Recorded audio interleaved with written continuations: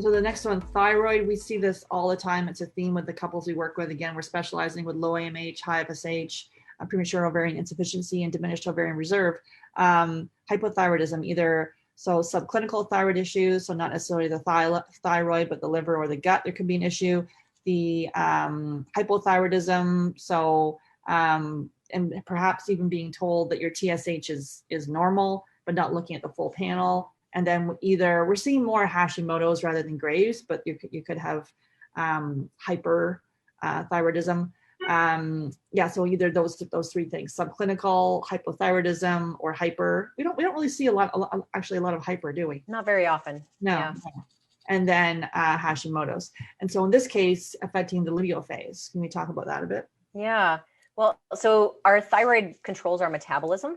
And so anytime we have wonkiness with our metabolism, again, it's about like our reproductive system getting enough of the nutrients, and we just don't get enough of the nutrients if we've got the thyroid off. The other thing is the thyroid really controls our temperature regulation, right? And so if thyroid is low, we have low body temperature, and low body temperature is not conducive to healthy ovulation and to a healthy, 12 to 14 day luteal phase.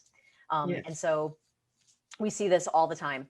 I would say, Sarah, if we had to make a get, like 95% of our clients have some level of low thyroid. And again, and almost everyone has reasonable TSH levels, right? And so if you've looked into this and you've suspected thyroid and you've run just a TSH and your doc says it's just fine, I encourage you to check again and to run a full panel. I had that where literally they're like, oh, your TSH is normal. My hair is falling out in chunks. My skin was like dry as a lizard. My feet are cold, like all of that. My nails are brittle. I've got like really great nails, and I went for a period of time where I'm like, they were splitting and cracking, and like genetically, I just have like strong nails, and for a period of time they weren't.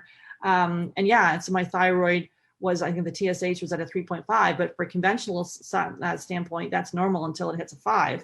And then no one looked at the rest of the markers where, my T3 and T4 were off. So we're looking at a full panel. Again, we're not diagnosing, we're educating and really seeing, what are the healing opportunities that have been missed. If you are struggling to conceive and you're in this group and you're listening right now, we really encourage you to dig into the thyroid. And this is part of our Fab Fertile method. We look at a blood chemistry review and really, what's been missed. Yeah. Yeah.